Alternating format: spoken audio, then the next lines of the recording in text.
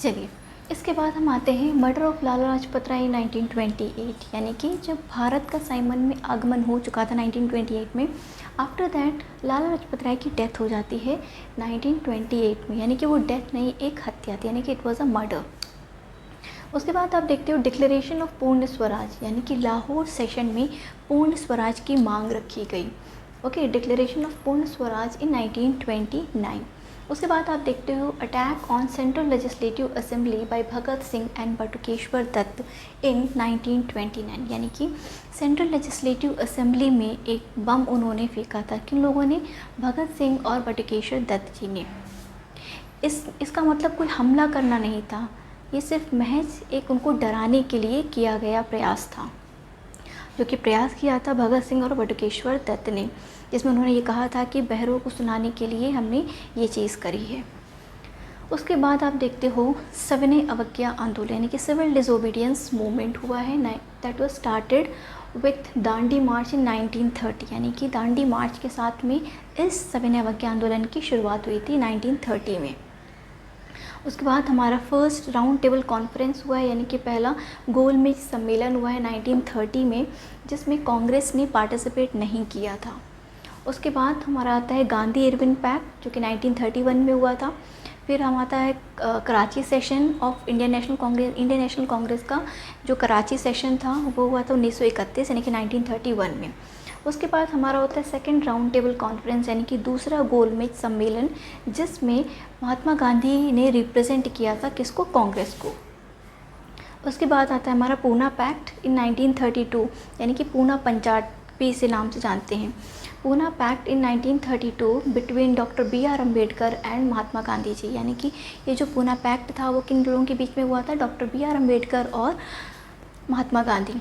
उसके बाद हमारा होता है थर्ड राउंड टेबल कॉन्फ्रेंस, यानी कि तीसरा गोलमेज सम्मेलन हुआ है इन 1932 में। फिर आता है हमारा सबसे बड़ा एक्ट जो पास हुआ है, government of India act, that was passed in 1935, यानी कि 1935 में गवर्नमेंट ऑफ इंडिया एक्ट पास हुआ था।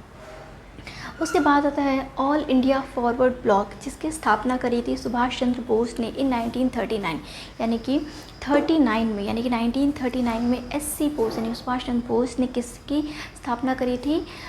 ऑल इंडिया फॉरवर्ड ब्लॉक की स्थापना करी थी। उसके बाद 1939 में ही सेकेंड वर्ल्ड वॉर स्टार्ट हो चुका होता है। फिर एक लाहौर सेशन में मुस्लिम लीग ने अलग से पाकिस्तान की मांग करी थी, यानी कि यहाँ पे पाकिस्तान का प्रस्ताव पारित हुआ था, मुस्लिम लीग ने किया था, और ये किस में हुआ था? लाहौर के सेशन में। और ये लाहौर सेशन हुआ है 1940 में, जिसमें मुस्लिम बहुल राज्य की मांग की गई थी, यानी कि पाकिस्तान की मांग की गई थी। फिर आता हमारा 1940 में ही अगस्त ऑफर है 1940 by Lord Linlithgow. After that Subhash Chandra Bose left India and went to Germany, यानी कि भेष बदल करके वो जर्मनी पहुंच गए, वो भी 1941 में।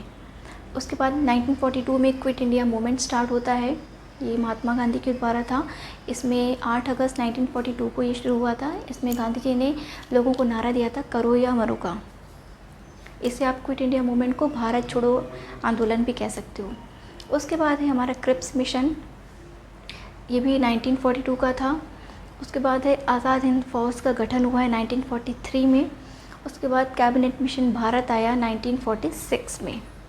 Okay, after 1946 you can see here 1947, so finally this was the time when India was going to get freedom. So in 1947 Lord Mountbatten came to India on 22 March 1947, यानी कि माउंटबेटन जो थे वो भारत आए। फिर 3 जून 1947 को एक प्लान की घोषणा हुई, यानी कि एक प्लान की घोषणा की गई, जो कि लॉर्ड माउंटबेटन के द्वारा किया गया था, यानी कि लॉर्ड माउंटबेटन की एक योजना उन्होंने बताई, जिसमें क्या था? भारत और पाकिस्तान का विभाजन। ठीक है, सो ये एक योजना थी, ये एक प्लान था जिसको अनाउंस करना था, तो इसमें विभाजन होना तो तय ही था। इसीलिए उसके बाद में क्या हुआ? 15 अगस्त 1947, यानी कि ऑन 15 अगस्त 1947 को India finally got independent. So this was the time period, this was the total time period, और you can say chronological order of India national movement, यानी कि भारतीय राष्ट्रीय आंदोलन का एक घटनाक्रम था। जो कि स्टार्ट हुआ था 1857 से लेकर के 1947 तक। आई होप मैंने जितना भी आप सबको समझाया आप सबको समझ में आया होगा। Thank you so much.